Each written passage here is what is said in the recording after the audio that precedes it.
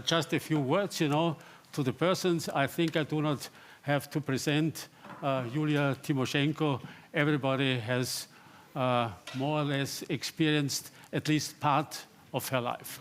Certainly one of the most outstanding personalities, not only in Ukrainian politics, but far beyond. She had a very difficult period in her time as Prime Minister of this country. She was one of the most outstanding personalities who shaped the Maidan revolution and brought the Ukraine on the way to a trip towards Western Europe. Certainly, so far, I just want to say a few words, and I maybe just also want to say a few words about the other panelists.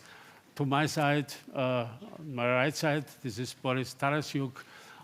As I said, I used to call him Mr. Foreign Policy because he was foreign minister 3 times and is already acting now more than 3 decades in foreign policy and still is active now at the Council of Europe as the permanent representative of Ukraine. And of course, also one of the most outstanding personalities we do have here is Hryhoriy Nemyria, who is not only active in foreign politics, but generally, and we are really looking forward. We have to do some improvisation because I have to announce, Yulia Tymoshenko is apt also to speak English, but not perfect. And insofar, of course, we will need some translations. We were challenged by the fact that not only in the whole of Austria, but also in neighboring countries like Slovakia, we could not find a perfect interpreter for Ukrainian and English, or Ukrainian and German. And insofar, it will be her 2 neighbors who will do this job if it is necessary. So far, we are looking forward. And now I hand over to Martin Sajdik. As I said, he is a board member and one of our active workers in our institute that combines not only young researchers, but also very experienced diplomats and generals. Well, Werner, thank you very much. Thank you also for everybody who has come here. I'm pleased also to see some of my students here in the Diplomatic Academy. I'm teaching here, so it's great to have also my students here. That's a great pleasure. You have not come to see neither Werner nor myself. You have come to see our wonderful guests here. And to understand what it is, how important it is to also Yulia Tymoshenko and Hryhoriy Nemyria to come to Austria to speak about Ukraine, you have to imagine that yesterday they drove by car from Kiev to Warsaw. That's quite a distance. That's about 900 kilometers, if not more. And then from Warsaw, they took the plane to Vienna to arrive there. So, and that's already quite, an ordeal to do that. And we are very, very grateful that you do it, that you come to us and to speak about Ukraine. Werner has already introduced Yulia Tymoshenko, and I would like simply also to add that for us, she has always been a vanguard of the fight for democracy and of the fight for human rights. We know that she, because of her fight for human rights, she had to spend 3 years in jail under a president who then ran off the country, and others claimed that he ran off the country, that this was a putsch, which is very strange. But that was the period under Yanukovych that Yulia had to spend in prison. And we should not forget this. Europe was united and was supporting her.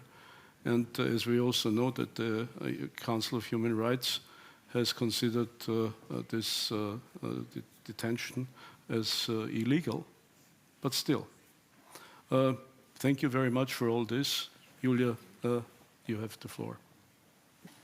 Шановні пані і панове, шановні друзі, я хочу подякувати за те, що сьогодні на вашому форумі звучить Україна. I thank you for the opportunity to speak about Ukraine at the forum. Коли вчора наша команда приїхала до вас в аеропорту, і коли ми побачили, що нас зустрічає доктор Фаслабен з українським прапором, ми зрозуміли, що Україна непереможна. We landed at the Vienna airport, and the first thing we saw, Dr. Faslaben waiting for us and greeting us with the Ukrainian flag. So that was a very important sign of solidarity, that Ukraine will win as long as we have such friends.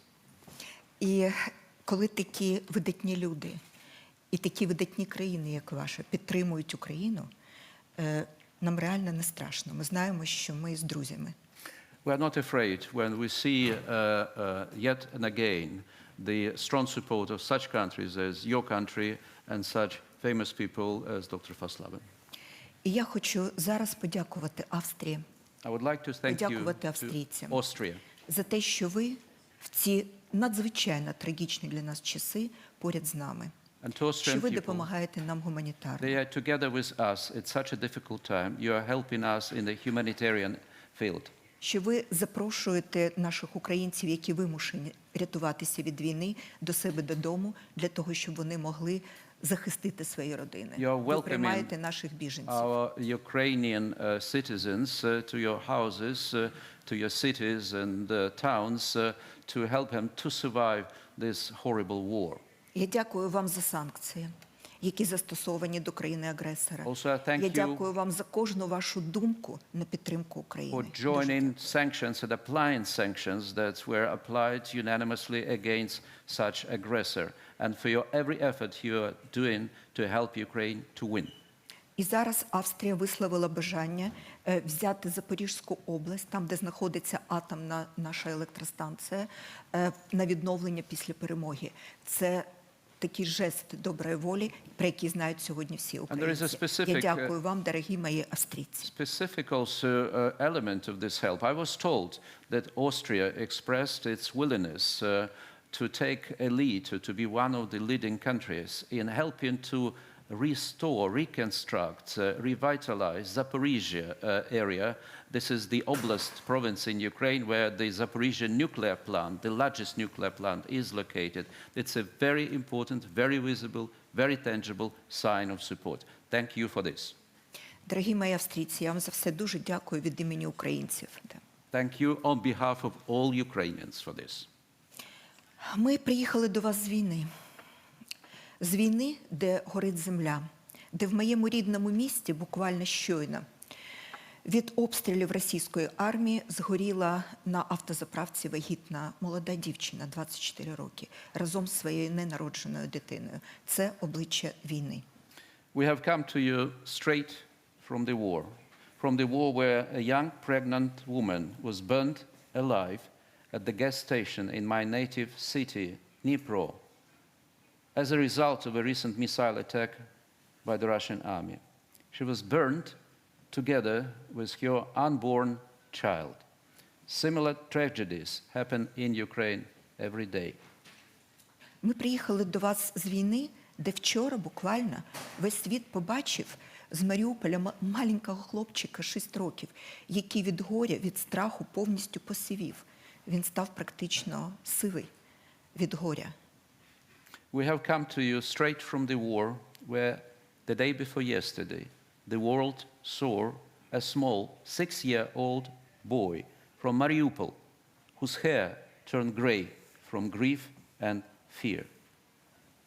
Наші діти сьогодні стають дорослими під час війни. Our children are ruthlessly crippled by the war. They're becoming adults in the matter of hours. І ми мусимо думати про те, як захистити інші народи від такого страшного горя, який зараз переживає Україна.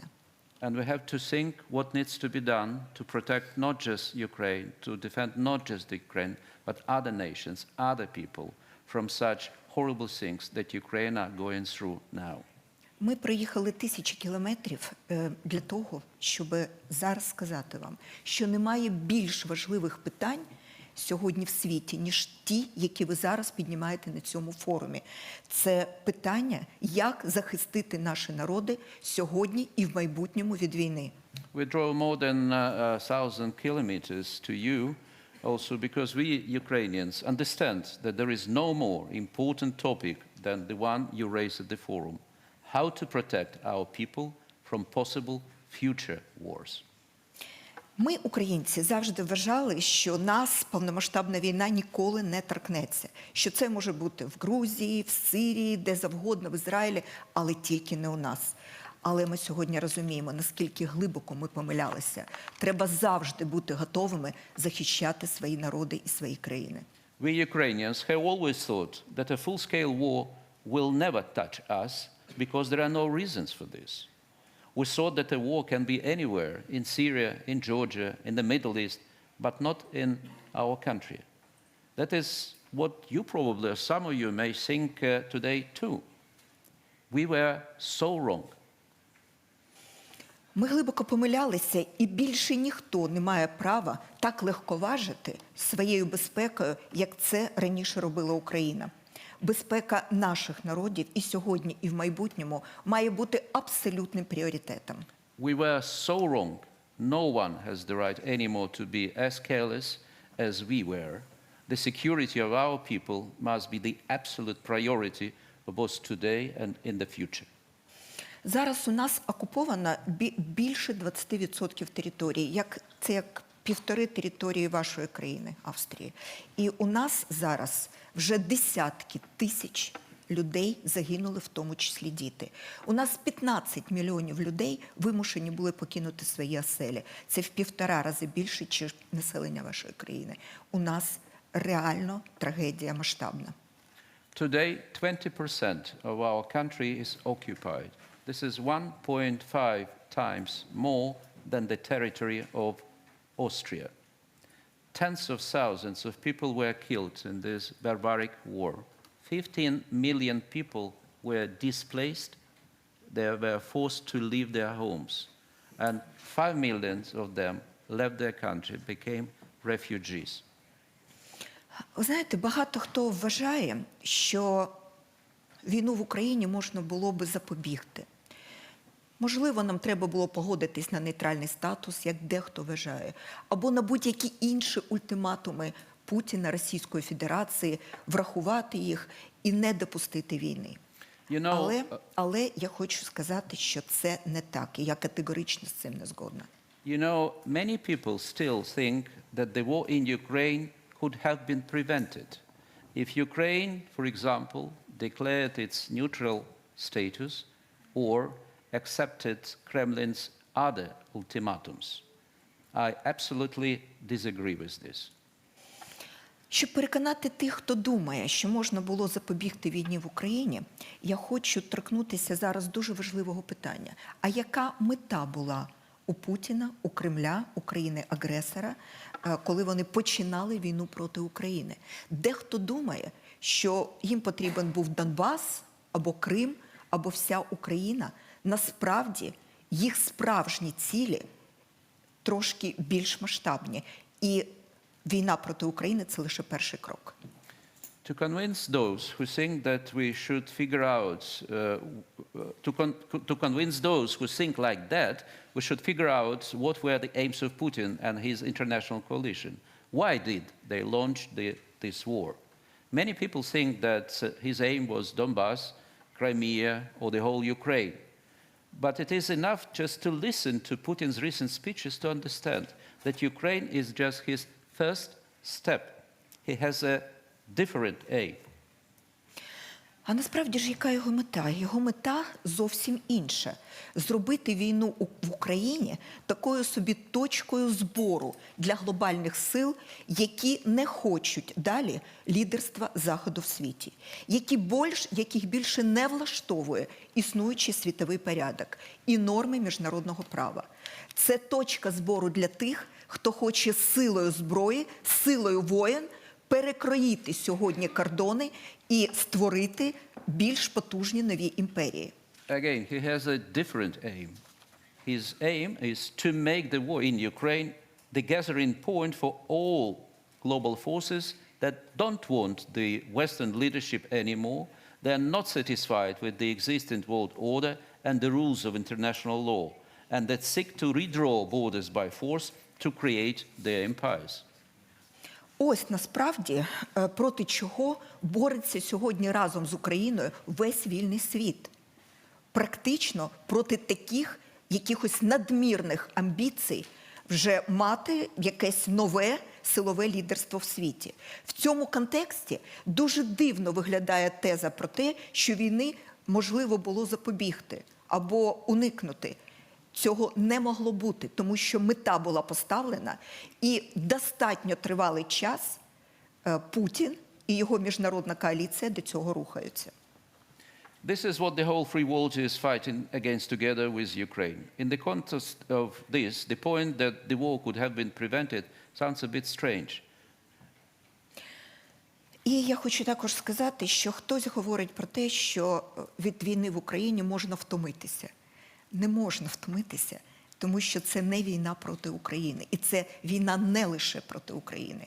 І тому народи вільного світу не можуть втомитися захищати свою свободу, свої цінності, свої права, свій мир, свою свободу. Це неможливо. Sometimes we start to hear the narrative about the fatigue from the war in Ukraine. But it's not right thing. Do people of the free world have the right to be tired of protecting their values? Do the people of the free world have the right to be tired of protecting their democratic leadership? No. We must fight and win. Переможці в цій війні будуть писати правила нового світового порядку. І тому перемога в Україні є обов'язковою, і вона стосується всіх. We must fight and win, because the winners of the war will write the rules of the new world order. That's why the victory in Ukraine is mandatory and concerns everyone. Просто подумайте, коли постійний член Ради безпеки Організації Об'єднаних Націй Російська Федерація грубо порушує статут Організації Об'єднаних Націй, вторгається на територію свого сусіда, який є одним з засновників Організації Об'єднаних Націй, і все це вважається нормою. Та ні, це не норма. Це говорить про те, що Організація Об'єднаних Націй, як частина існуючого сьогодні світового порядку, просто не спроможна справитися з цими викликами. І це є очевидним. Just think for a second. A permanent member of the UN Security Council, the Russian Federation, grossly violates the UN Charter, invades its neighbor country, Ukraine, that is, by the way, is one of the founding members of the United Nations, takes part of its territory, and against these events, the impotence of the UN becomes so obvious. Насправді стає очевидним, що колишній світовий порядок, до якого ми всі звикли, на який ми покладалися, в якому ми жили, насправді вже так, як ми хотіли би цього, не спрацьовує. Але на його місце поки що нічого на заміну не прийшло. І це є небезпечним. It becomes so obvious that the previous world order, the way we knew it, no longer exists. But nothing has taken its place so far, and it's dangerous. Тому що вакууму в таких питаннях існувати просто не може. Because І there тому, can be що no немає vacuum in вакууму, such matters. зараз ми бачимо ознаки формування декількох порядків на території глобального світу, організуючою ідеєю яких є ті чи інші великі регіони, наприклад, Індо-Тихоокеанський або Східно-Середземноморський. Це все говорить про те, що ці множинні порядки конфліктують зараз один з одним і додають нових елементів хаосу в світі, і в результаті просто ми можемо втратити певний контроль над всіми процесами в нашому світі. And that's why we already see, instead of one single order, the signs of several orders being formed. The organizing idea which might be one or another region, for example, the Indo-Pacific or Eastern Mediterranean, these multiple orders conflict with each other and add new elements of chaos in the world. As a result, the events can become uncontrollable and therefore dangerous. Ми в Україні вже почали аналізувати перші уроки цієї війни, і ми дуже раді тому, що сьогодні це теж є тема на такому високоповажному форумі. В Європі мусять зникнути сірі зони. Це те, що ми бачимо в Україні. Зони сірі, зони безпеки. І вони вже зникають. Фінляндія, Швеція є тому прикладом. НАТО мусить припинити бути закритим елітарним клубом і стати більш потужним фактором стримування в світі будь-якої війни.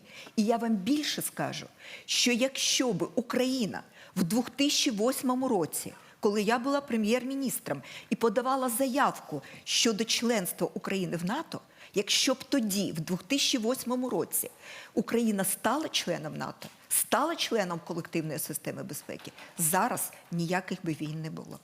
In Ukraine, we have already begun to analyze the first lessons from the war. And the first lesson we draw that the gray zones, the gray security zones, must disappear in Europe, and they are already disappearing. Finland and Sweden are the evidences of this. In light of this, I believe that NATO must stop being a closed elite club and become more powerful deterrent of the war. And just a recollection of the past, let's ask a question. If, hypothetical question, of course, if in the year 2008, Ukraine was given a chance to move towards the NATO membership, if that would happen in 2008, would we still have this higher probability that the war will still erupt or no? Другий висновок, який зараз важливо зробити, що мусять, вірніше, це вже факт, що остаточно втрачають свою привабливість такі дипломатичні концепції, як фінляндізація, яка символізувала, по суті, позаблоковий статус. Такі концепції дипломатичні, як держави-мости або буферні зони, які просто сьогодні маскують слабкість і вразливість європейської архітектури безпеки. З цими термінами треба покінчити. Мусить бути потужна система глобальної колективної безпеки, яка сьогодні є найсильнішим елементом стримування. As a result of the process of disappearance of the gray security zones, I believe that such diplomatic or political concepts like Finlandization, breach states, or buffer zones must finally lose their former attractiveness because they simply mask the weakness and the vulnerability of the European security architecture. It's a high time to think what should substitute these security vacuums, and I believe that the path forward is the stronger cooperation and the stronger system of the European and collective security and defense.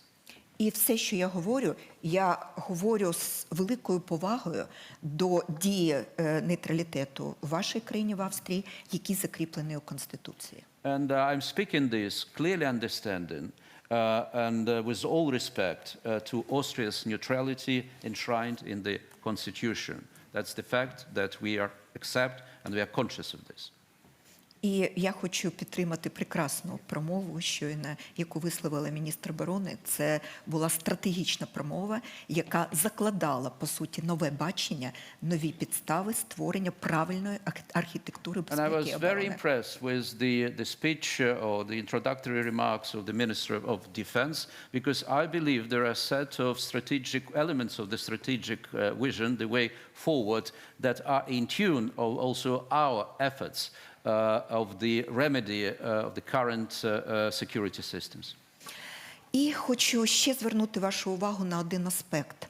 Ми повинні забути про таке трохи безвідповідальне уявлення, що кризи та війни на периферії не несуть небезпеки, помилково думаючи, що ними потрібно просто управляти. Що війна в Україні сьогодні нам доводить, що кризи і війни на периферії можуть становити екзистенційну загрозу для Європи і цілого світу загалом. Їми треба не управляти периферійними кризами, їх треба зупиняти. And we also must forget the very irresponsible idea that crises and the wars on the periphery carry no danger and that they should be simply managed. The war in Ukraine proves that crises and wars on the periphery can pose an existential threat for Europe and even for the whole world. So that is why they must not be managed, they must be stopped. Ще один з уроків, який має бути, мені здається, врахований при формуванні нового порядку, нової архітектури безпеки, не попадатися у геополітичні пастки, не бути критично залежними в питаннях енергопостачання, економіки, торгівлі від авторитарних режимів. Це небезпечна стратегія. Так діяти, і досвід Німеччини зараз нам це довів. Санкції в цьому випадку не лише карають агресора, але є також необхідним хірургічним втручанням для отримання енергетичної і політичної свободи Європи. Another lesson that we should be considered while forming a new order is not to fail into what I call geopolitical traps. Not, for example, to be overly dependent on authoritarian regimes in such areas as energy supply, economy and trade. Germany's experience has proved this. In this case, sanctions are both an instrument of punishment of the aggressor, but also a necessary surgical procedure to bring the energy and political freedom to Europe.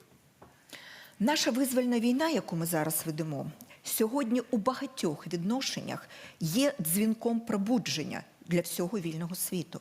З точки зору безпеки та політики, путінське вторгнення перезавантажило Захід, повернувши його до відчуття моральної мети та політичної єдності, що існувала в момент утворення Європейського Союзу.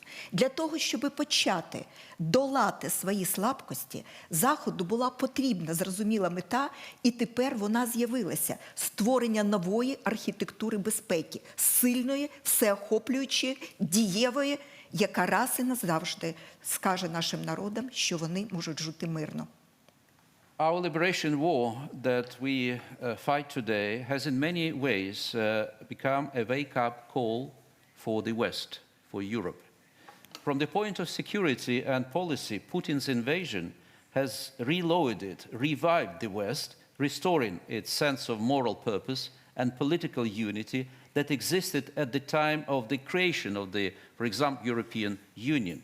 To begin overcoming its weaknesses, the West needed a clear purpose, and now it has appeared. I believe this purpose, this goal, is creation of a new security architecture, comprehensive, efficient, and reliable. Насправді, мені здається, що наша з вами спільна перемога в Україні над країною, яка порушила всі міжнародні правила, це буде точка відліку для наших спільних дій по перезавантаженням і перетворенням. Я можу вам сказати, що мені задають питання, чим закінчиться взагалі ця війна, як вона закінчиться. Я можу вам сказати, що перемога в Україні на полі бою, вона призведе до руйнації режиму Путіна. Вона абсолютно точно призведе до, ну, скажімо так, початку другого етапу розпаду Радянського Союзу.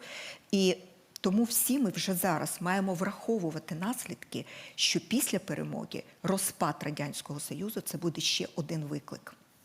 And our common victory over the aggressor that violated almost all international norms and rules, violated UN Charter, crossed all possible, imaginable and unimaginable red lines.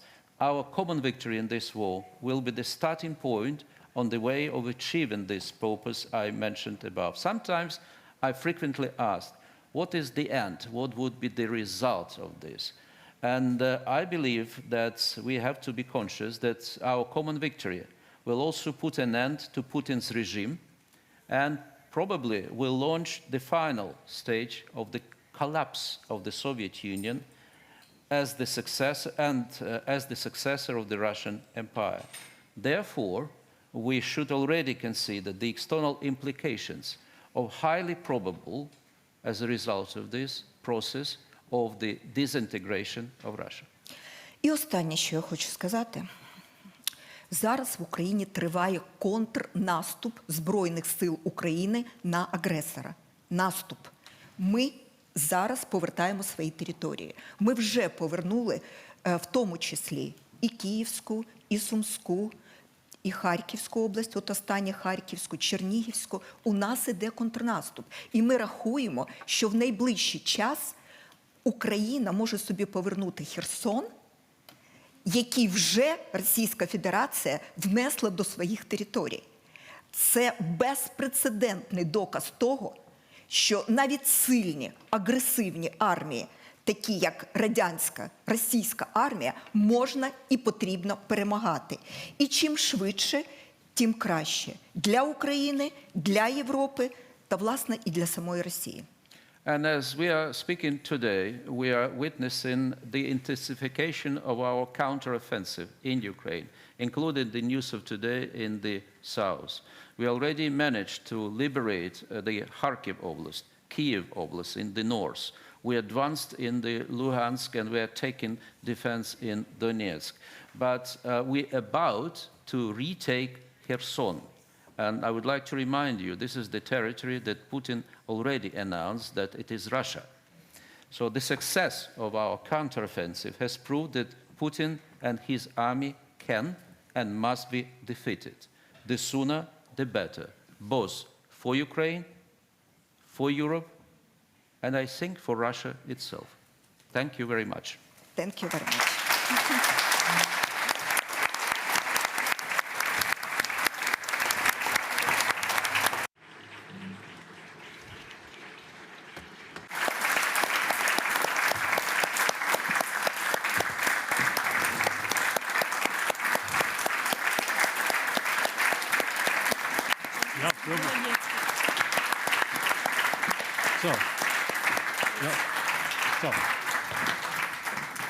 Thank you so much. Дякую It дуже. really was great. Thank you. Thank you. Я ніколи не забуду, як ви вчора, Гріша, я ніколи не забуду, як ви вчора в аеропорту зустрічали нас з українським прапором. Це вже в історії України буде. In a half-empty airport, but we saw him greeting us at the end. Thank you. Thank you. Thank you so much. Thank you. Thank you so much. І я...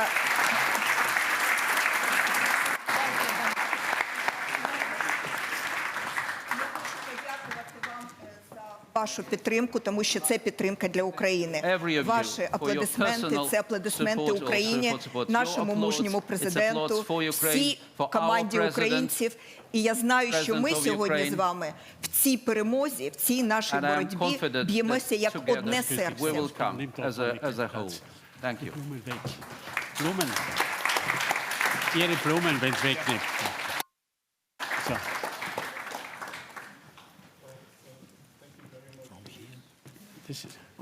Do you hear me? Yeah. Thank you very much for this wonderful speech. I think really that was very, very important for all of us to understand the determination of all Ukrainians. irrespective of which party they belong to, they stand for their country, and this is true for all political forces in this, at this juncture in Ukraine. Let me add one point that I would like to make. Yulia Tymoshenko spoke about the disintegration of Russia. And I'd just like to comment on this, because this is not what she is advocating. But I'd been in Moscow more than a month ago, and this is a topic that the Russians talk about themselves and discuss it about themselves. So we have to be very clear what Yulia Tymoshenko was talking about. And that is important to understand, because Russians themselves fear that in the consequence of this war, there might be a disintegration of their own country. And I think we have to be very clear on this. And also the other point that she made, I think, especially for the students here, when she related to the Bucharest summit of NATO of 2008, it was the summit when Ukraine received a membership perspective. But Putin came to this Bucharest summit, addressed the Bucharest summit, and could prevent even to say, further and clear, to say already membership of Ukraine. So that was Putin himself, and he knew it in 2008 what he had achieved, and we should not forget about this in this context. Excuse me, I'm teaching here, so I had to at least talk about this too. Now, the next speaker, Borys Tarasyuk. Vienna has already introduced Borys Tarasyuk to us. 3 times foreign minister, deputy of the Rada, but also he was the chairman of an important movement in Ukraine, of the Narodny Ruch, in the in the tradition, the heritage of one very important Ukrainian leader in the last years of Soviet Union, of Chernobyl. And I think it is important to mention this. Borys Tarasyuk comes from Zhytomyr, and he from a quite central part of Ukraine. And he is a good example. He is same year born as me, 49, but he's still working. And he is now the ambassador of Ukraine in Strasbourg in the Council of Europe. The Council of Europe is instrumental for Ukrainian foreign policy, so he has a very important position. So please, Mr. Tarasyuk. Thank you, Ambassador, for your kind words. And you can imagine how difficult is it to speak after Yulia Tymoshenko, in whose government I served, and we worked very efficiently. What happened that now, in the 21st century, we have the largest war in the center of Europe? Why it happened? What was wrong? And let me remind you that after the fall of the Berlin Wall and the disruption of the former Soviet Union, the Hryhoriy emerged. End of the Soviet Empire, no threat, no nuclear threat, denuclearization of Ukraine with its 3rd largest nuclear potential in the world, CFE reduction forces treaty, no undemocratic socialist camp, and hopes for democratization of the new independent states and of bipolar world. And in parallel, what happened? Attempts by Moscow to restore former Soviet Union with the CIS, or Community of Independent States, Tashkent Treaty, gradual economic recovery of Russia with support from the West. Over-dependence on Russian energy supply, miscalculation of intentions of Russia, Russia's instigated separatist entities in Abkhazia, Southern Ossetia, Transnistria, Karabakh, aggression against Georgia in 2008, no adequate reaction from the world. The aggression against Ukraine in 2014, no adequate reaction. And the fake and failed so-called Minsk process, which led to nowhere, which led to the war. Finally, we happen to be in the large-scale aggression of Russia against Ukraine, which started on 24th of February this year. The international peace and order, as well as international law, remains in ashes.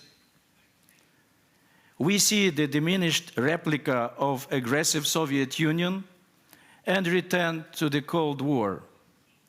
Russia converted itself into pariah or rogue state and being a major threat to international peace and security. The title of our panel is Future of Ukraine. The way I see the future of Ukraine in general connected with the European democracies. Aggression against Ukraine created a new geopolitical realities, and they are united democratic world. Look what happened in Ramstein. The whole world united under the threat of Russia and in solidarity and support of Ukraine.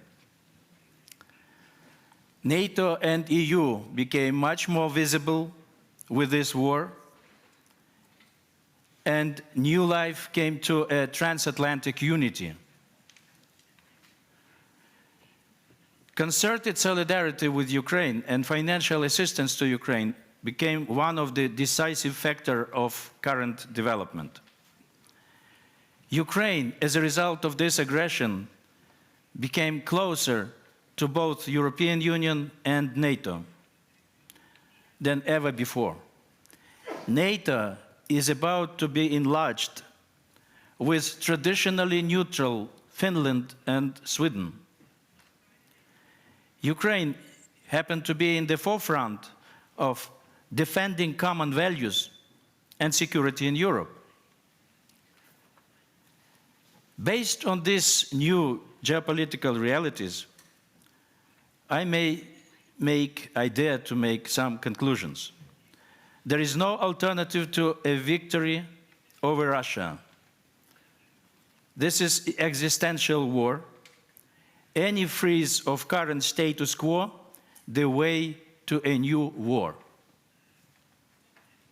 The only alternative is the withdrawal of Russian forces to 1991 borders, reparations for damage and accountability of Russian military and political leadership, and for this, the creation of ad hoc international tribunal for the crimes of aggression against Ukraine and Commission on compensation for the damage inflicted by Russia.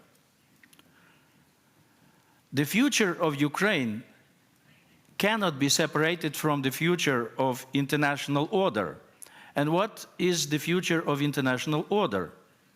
I fully agree with Yulia Tymoshenko about the conclusion on United Nations. Fully agree.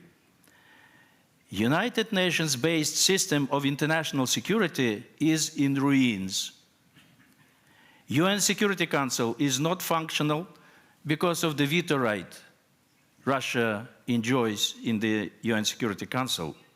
Article 27 of the UN Charter does not work. And I will remind you that Article 27 is about non-participation in the vote of a member of the Security Council who is a party to the conflict.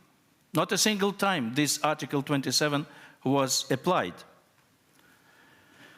The United Nations system cannot be reformed. What to do? The new democratic system of international peace and security has to be established. And how?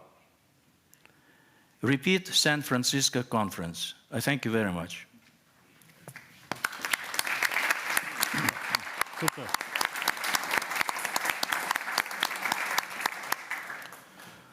Thank you very much, Borys Tarasyuk. Repeat San Francisco Conference.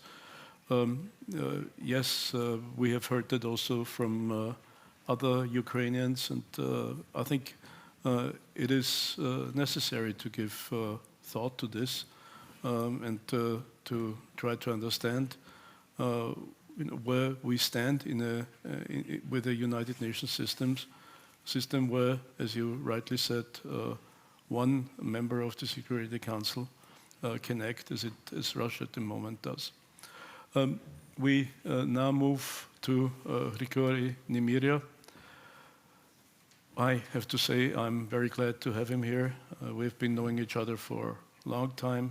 He has been very helpful to me during the time when I was part of what Borys Tarasyuk just now called the fake and failed process of Minsk. So I was fake too in his understanding. But Hryhoriy helped me very much to understand Ukraine in this period. Hryhoriy comes from Donetsk. He knows the area and he knows the background, I think, very, very well. So please. Thank you. I will use lecture.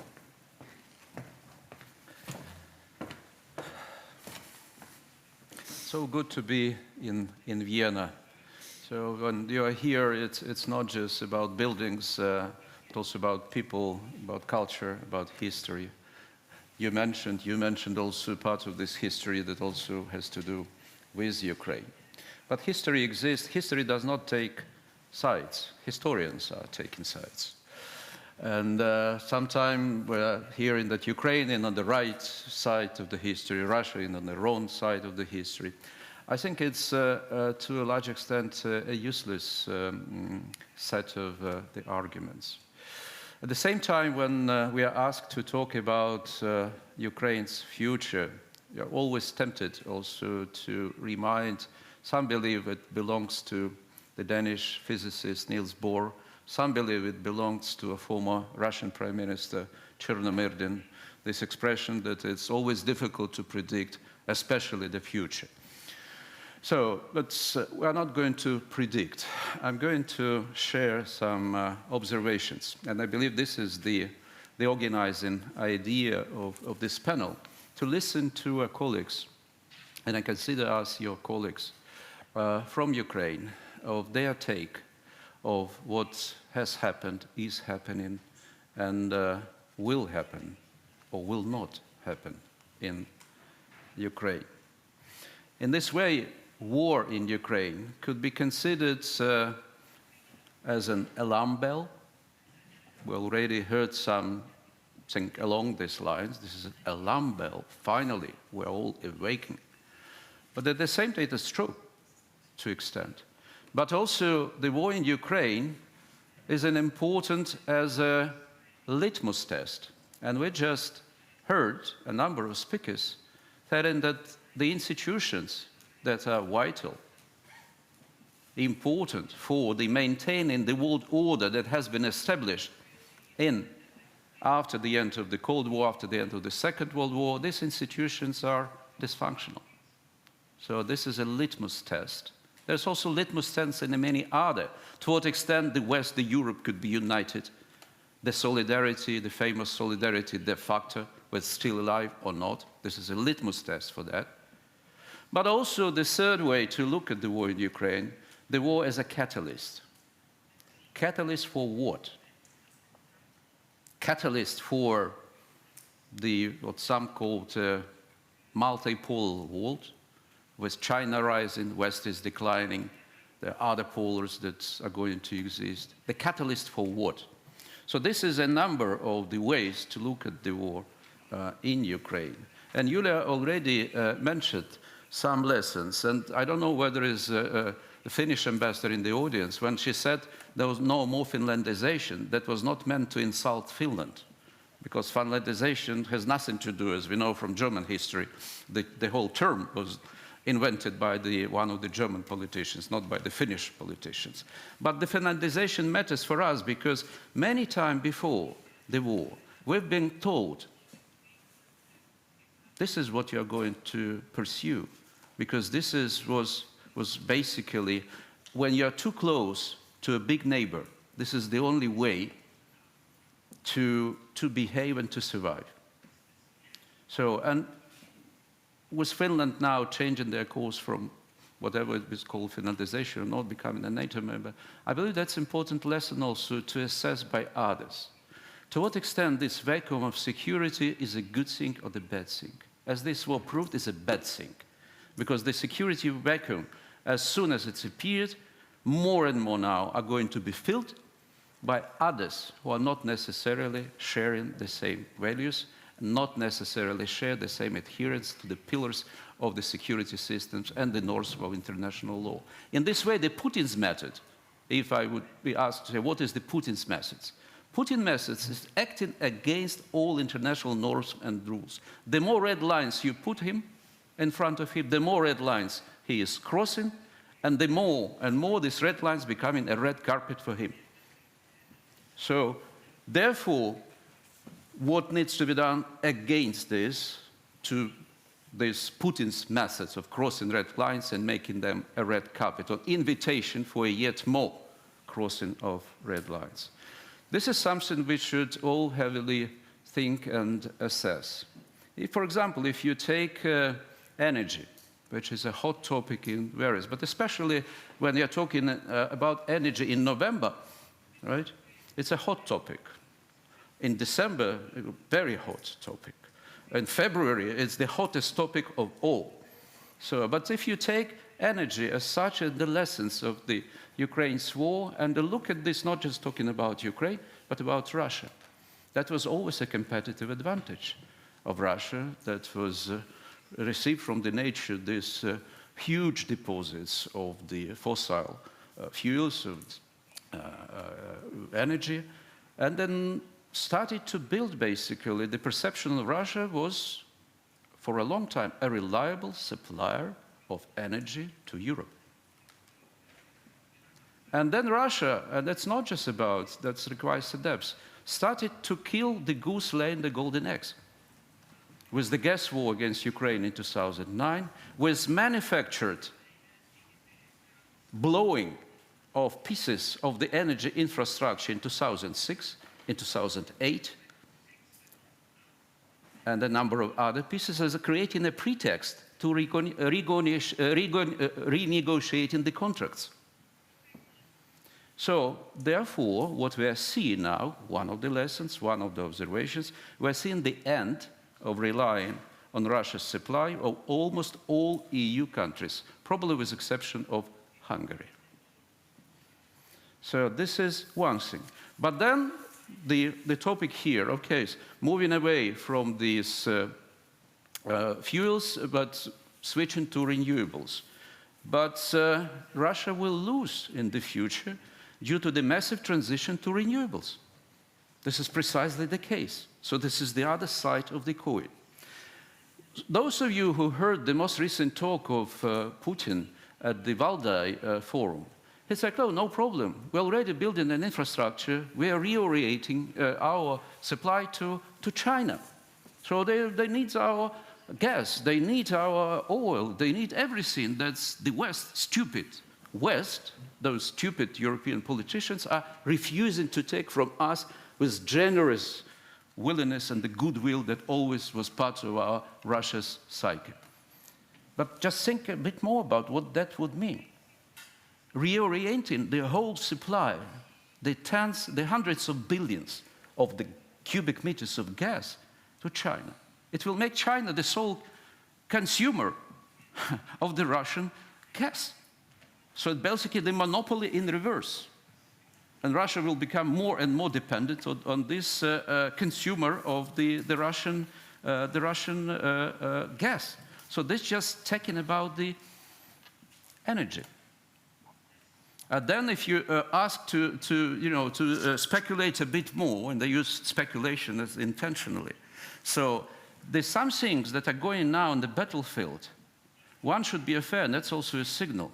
When Putin become more and more unbalanced, so may start happening outside the territory of Ukraine as such. I mentioned one of the possibilities, a damage for the energy infrastructure, pipelines, for example, beyond Ukraine or in Ukraine because of our gas transit system, but still some countries are too dependent.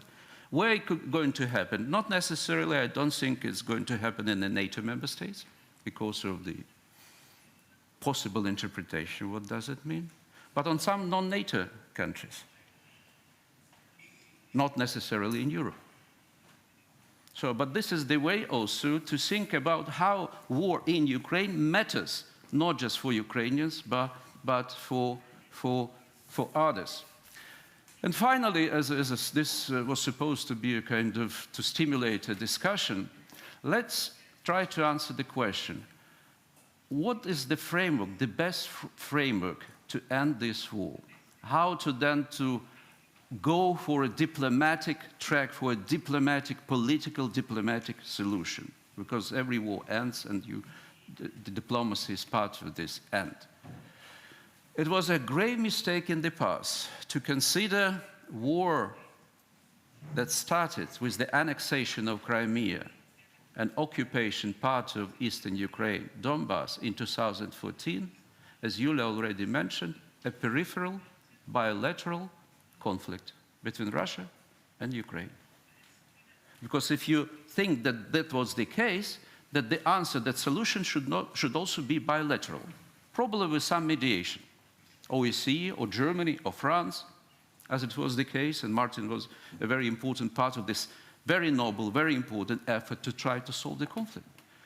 But if we are right, and that it was not bilateral conflict between Russia and Ukraine, and therefore the conclusion that the solution does not lie in a narrow box, the small box of the talks between Russia and Ukraine, and now it's enlarged with the territories that's 1.5 more occupied than territory of Austria. It's like 3 Switzerlands. Kissinger at once said that since Peter the Great, Russia kept expanding its empire with the pace of 1 Belgium per year. So now it's going to be more or less like that. So that's also Putin's kind of interest in the empires. You can expand, you can take more territories. But that's larger now. More countries involved. Indirectly, some of them directly. So, and then the question is asked, what would be the framework? When the moment will arrive, the military balance will announce, the results on the battleground will allow and create a political will, not just from Ukrainian side, but also from the Russia side, to sit on the table. What kind of the table? Whether they're going to be like UN Security Council or P5 table, or it's going to be like Yalta in Livadia at the time of the Yalta conference table. What kind of table is going to be? And that's an important element, just to, again, to speculate and to stimulate the discussion. Borys Tarasyuk mentioned a fact well known, but not very well thought through. In 1994, Ukraine gave up 3rd largest nuclear arsenal in the world. 1,900 strategic nuclear warheads. 176 intercontinental ballistic missiles. Those ICBMs that were carried the multiple re-entry vehicles with the 24 or 12 in the one warhead. 44 strategic bombers, including those Tupolevs that currently Russia uses to launch missiles to hit Ukrainian cities, hospitals, and other civilian targets. And more than 2,500 tactical nuclear warheads. That was taken together. This arsenal was more than of United Kingdom, France, and China combined. Where this whole arsenal has been taken to Russia, to be destroyed. Ukraine received a piece of paper that's called a Budapest Memorandum in exchange of joining the Non-Proliferation Treaty with all the guarantees: territorial integrity, sovereignty, abstaining of the using blackmail, including economic blackmail. So that was, that was also an important element of the way how the security system evolved after the breakup of the Soviet Union. That was an important, but the point is that if that was the case, we understand that to solve the issue, that implications goes far beyond the Ukraine's borders. While these borders are huge and the territory of Ukraine is huge, 600,000, more than 600,000 kilometers, the territory larger than France, by the way. So then, what would be the motivation, the interest of other big beasts sitting and trying to solve this conflict? And that's the point I want to bring to you. I believe that one of the vital security threats for the whole world, not just for the Europe, is the growing prospect and risk of the speeding up of the trilateral arms race between the United States, Russia, and China in the area of strategic arms. Nuclear proliferation, that the way we knew it, but also with the new elements that are non-nuclear.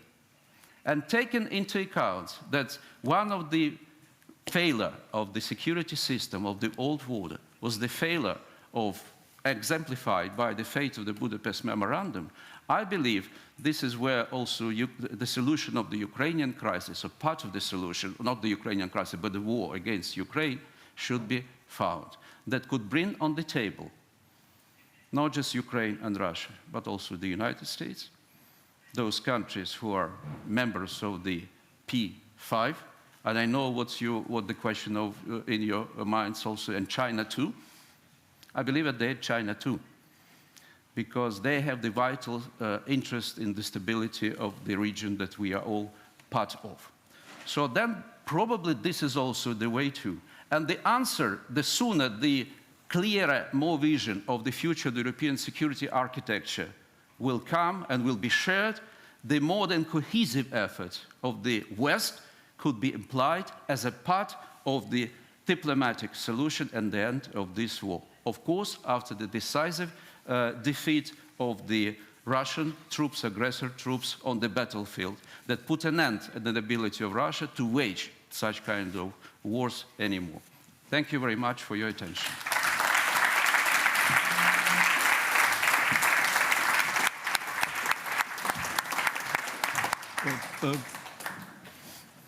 That's actually sad that the students leave, because we would have liked them to have them for some questions, but that seems to be the order here. Just a second. Let me just also refer to what Hryhoriy has just said and some of the points he has made. I think he was right in advocating the war as a catalyst. I think we have been also listening today to the speech of our Minister of Defense, and she was, speaking directly about the war as a catalyst. So this is very right. To speak about the Budapest Memorandum and the fact that Ukraine, nuclear country number 3 in the world in 1994, became a zero nuclear country to receive the Budapest Memorandum.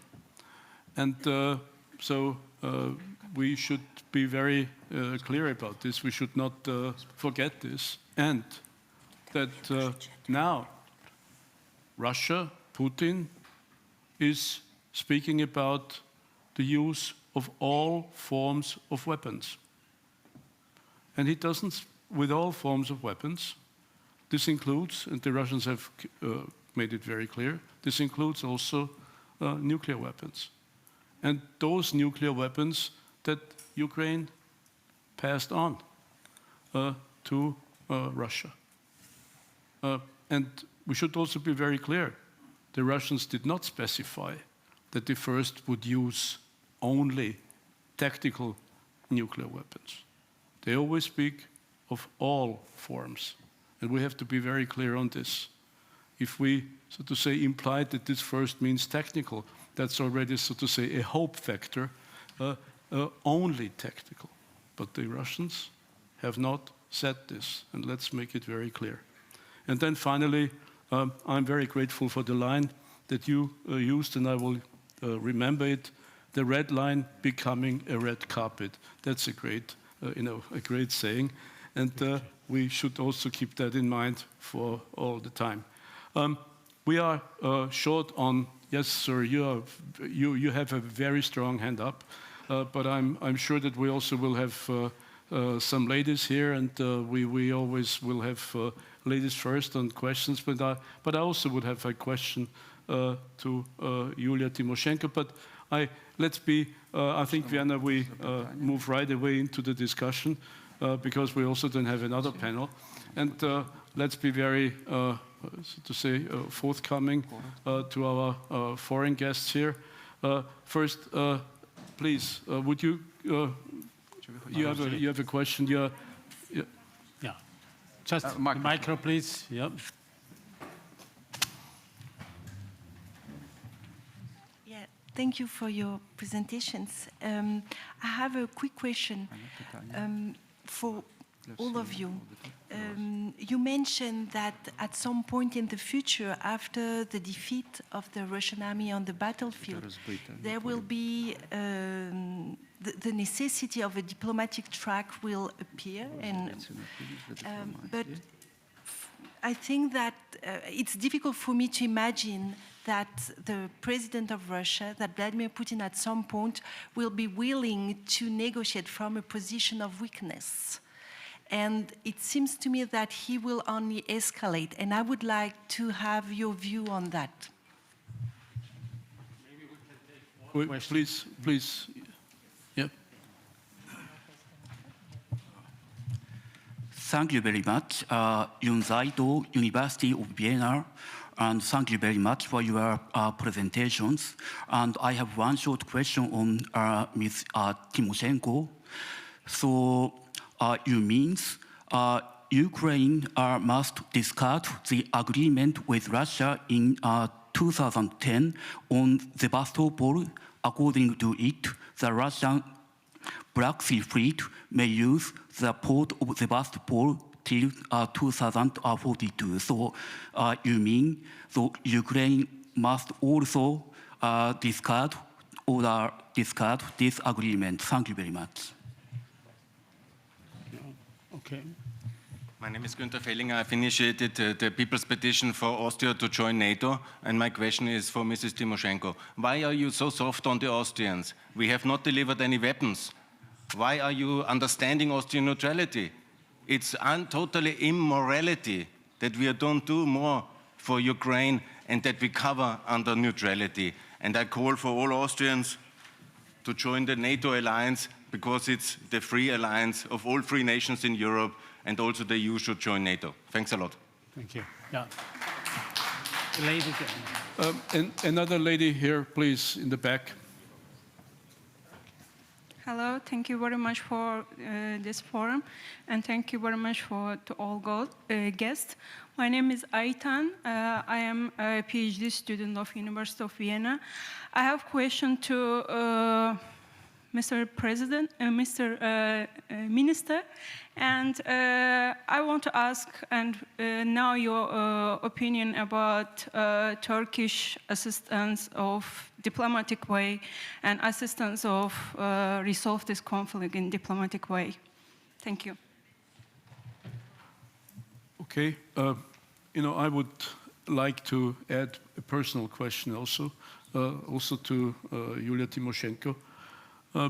When I heard about the justifications of Russia to start the so-called military operation, one of the justification was the denazification of Ukraine. You are a Ukrainian politician now for quite some time, if I may say so. And I would like to hear your reaction to that. What was your feeling about it, especially if this comes from a country where now they use forces of a private military group called Wagner, whose founder, Utkin, is declared neo-Nazi. We should know, we always should be reminded about this. So I have this alarm myself, personal question also to you. Thank you. Дякую дуже. Ну, в принципі, ця промова Путіна перед тим, як він почав повномасштабну війну проти України, вона навіть більш радикальна. Він сказав, що взагалі такої країни, як Україна, не існує, і такого народу, як українці, не існує. Thank you for reminding me this, the speech that Putin gave to justify the beginning of the special military operation. It was even more radical. It goes just beyond to this absurd goal of denazification. He managed to claim that there is no such nation as Ukraine and there is no such country from the historical standpoint as Ukraine. That was in his speech too. І тому, якби то його аргументація, ну, вона взагалі не заслуговує на увагу. Але в той же час треба зазначити, що в українському парламенті немає жодної правої партії. But Я маю на увазі радикально правої партії. let's try to answer the question, the denazification topic. If you look at the composition of Ukrainian parliament, that not a single extremist right-wing or left-wing party. It's a fact. У нас проєвропейські, демократичні партії, і українці вибрали саме такі партії, тому що українці так налаштовані. That was the choice of the free choice, democratic choice of Ukrainians, because that's their attitudes. І тому всі ці аргументи, які висував Путін, вони є абсолютно пусті, і його промови є пусті, тому що він абсолютно іншу мету мав, починаючи війну проти України, і я про це сказала в промові. Because this argument, including others' arguments, are empty, because his real goal was not about Ukraine. I already said this. Але в той же час радикальні настрої в Російській Федерації сьогодні всім очевидні.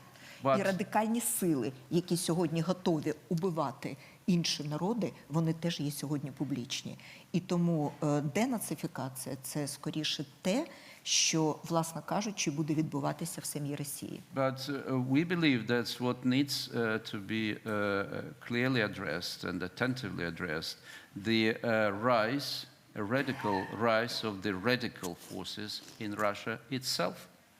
This is the phenomena that we are observing now, and therefore, if you apply this denazification, I would use deputinization. That's something that should happen inside Russia first. Але те, що зробила путінська війна в Україні, це об'єднало український народ, який був, ну так, трохи поділений на захід і схід. But what Putin's war against Ukraine has already managed to deliver, it's united Ukrainian people in a way that never existed before.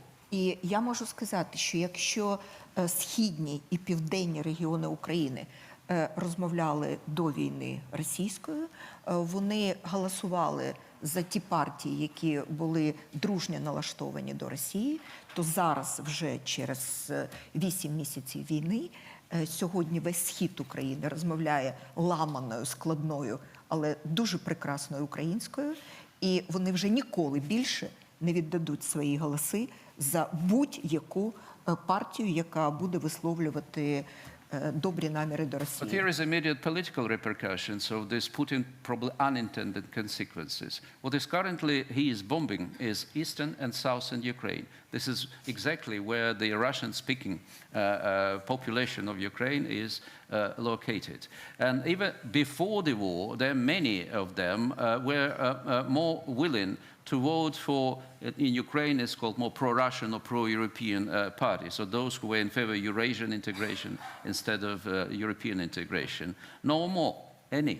So, and even those who are still speaking Ukrainian, their home, or Russian in their homes, in public, they're trying to start speaking in the broken Ukrainian. Not because they're forced to, but that's the internal protest and the sign of the revolt against what Putin done against them. При тому, що ми переживаємо дуже важку трагедію, якраз режим Путіна зміцнив патріотичні настрої в Україні і дав нам основу для нової єдності українського народу.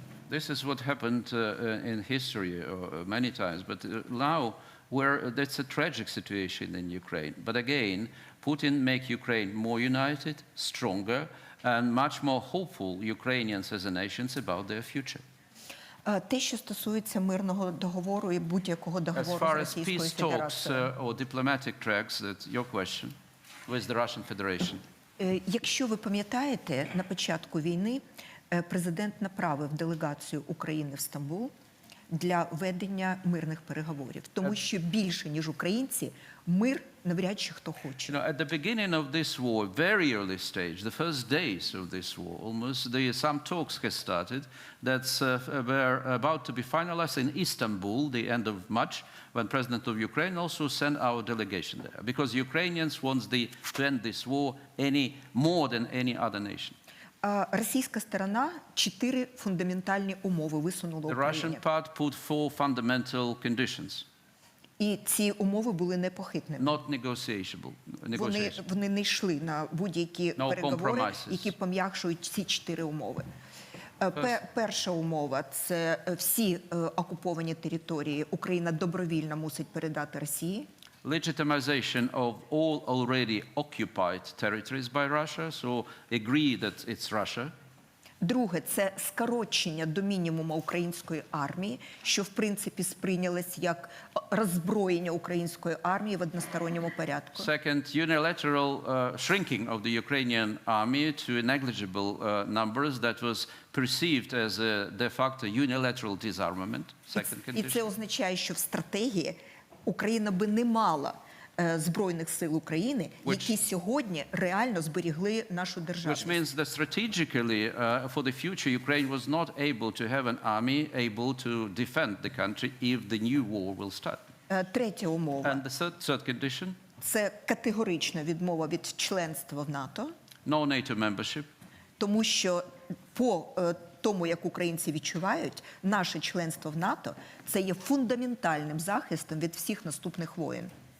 Because Putin felt that the Ukrainians, as a result of this tests, tragedies, war, already feel most of them that NATO will give protection in the future. І четвертий блок умов – це гуманітарні. Ми мусили відмовитись від своєї історії, від своєї культури, від своєї мови, від своєї національної ідентичності, від своїх традицій. National identity, our culture, give it our history as a gift to Russia. І так далі. And so on and so forth. Скажіть, будь ласка, хтось з українців від дитини до президента міг погодитися з цим мирним договором? Just simply, are there any, if hypothetically could, from the child to the president, nobody would be able and willing to accept such conditions? Сьогодні українське суспільство сказало ні цій мирній угоді. Ні. Не президент, не політичний істеблішмент, українське суспільство. It was not the political class or president who said no to these conditions. It was the Ukrainian nation. And then the political class and president followed. І я вам більше скажу, якщо би... No. Окей. So I may quickly just... so the question was to whether it will come, whether Putin... A very correct question and a difficult answer. But the point is that for Putin, Ukraine not Russia, as the famous book Ukraine is not Russia, the famous title, the memoir of former President Kuchma. For Putin, Ukraine is anti-Russia. As long as Ukraine exists, it's an existential threat for Russia. To eliminate this existential threat, one has to eliminate Ukrainians as a nation and Ukraine as a state. So this is the logical chain of the arguments. So therefore, for him to start negotiations with this framework as of now, it's non-starter. But my point was, when and if the situation on the battleground would create a reality and the military balance will be so clear that the sides will consider continuation of this is mutually self-defeating, or the one side would consider this, the Russian side, that is basically the last minute. So one have to start. That would be the moment. And I don't know whether by that time Putin will be at the helm. Okay, so we are running out of time. Two more questions at this side, please, very quickly. Vienna, excuse me, but there still was the question. I will answer it at the end. No, but it was to Minister Tarasyuk. So, please. Yeah. In the meantime. Thank you. I got the question from a lady concerning the efforts of Turkey on diplomatic track. Well, as to Turkey involvement, Yulia Tymoshenko already answered why the round of negotiations initiated by Turkey in Istanbul failed. I will not continue on this. I fully agree. Well, Turkey was successful in their diplomatic efforts concerning the release of Ukrainian prisoners of war. So this was a real assistance, and it brought the results. But Turkey was not the only one side. Saudi Arabia, by the way, also included. And what was a successful story of the involvement of Turkey, this is the grain agreement. The grain agreement is not in favor of Ukraine. It is not in favor of Russia. It is not in favor of Turkey. This is in favor of people in Africa, all over the world, who are suffering from the famine. It's in favor of Turkey. Yeah. Okay. Yeah. Thank you. So 2 more questions, and then we have to finish with the answers. We will have a very short break because we are waiting already for our next panel, which will be quite interesting because we will treat the question, what are the consequences, especially on the security sector, for Europe, for European Union and for NATO? Okay, so please, very quickly. Very quickly, if we look, we have a military war in Ukraine, which is not going well for Russia, but we also have an economic war, Russia against mostly the EU, where we have their biggest weapon, gas. And it seems Russia is not losing militarily in Ukraine, but also losing economically. And what's really interesting is that China, in this case, is supporting the EU because China is exporting their LNG gas to Europe, replacing Russian gas. So Russia is losing also this war. And in the long run, Russia will become a sort of colony of China, because what's the definition of a colony? Supplying cheap raw materials below world market prices. And that's what Russia is doing to China, oil and gas, very cheaply, under world market prices to China. Okay, thank you. Yeah, the next. Jan. Sorry, only one question. What is the difference between Osama bin Laden and Vladimir Putin? Why did the politicals act with him another way as with Osama bin Laden? Why don't we talk about the cutting of the Hydra's head?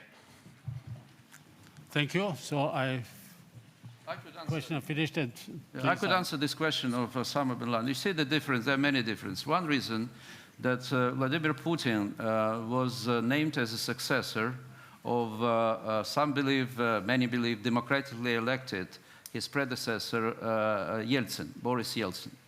And he was not actually, there were elections and a number of elections. He already president of Russia, de facto president of Russia, for 22 years. It's 4 years more than Brezhnev, but still 6 years less than Stalin. So, but Putin was formally elected. That's why many people believe that Russia is electoral democracy. because there are some elections, people were elected. Osama bin Laden was not elected to be Osama bin Laden. But what we see here, and in your question, I would like to use it, how dangerous might be this kind of self-conclusion that still there is a person who could have a business deal.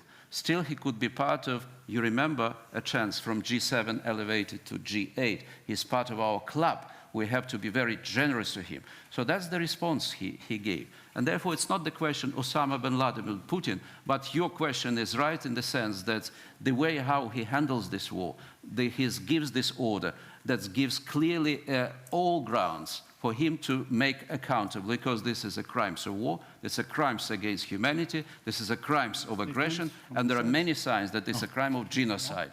What he, according to his order, is happening in Ukraine. If you take Mariupol, if you take many other cities, if you take the kidnapping of children, changing the demographic situation in Ukraine, transporting people en masse from the regions of Ukraine to Siberia and behind the Ural Mountains, there are clear signs of genocides that are committed now in Ukraine because of the orders of Putin. This makes him very similar to Osama bin Laden. Один поніс відповідальність. But one has already been taken to accountability in some way, but the other is still performing his functions. Okay. So it's up to me just to thank not only the panel, Yulia Tymoshenko, Borys Tarasyuk, and also Hryhoriy, Nemyria. Thank you so much. You showed us the whole competence a government and representatives of a country can have. It really was a pleasure to listen to you. Thank you so much, and also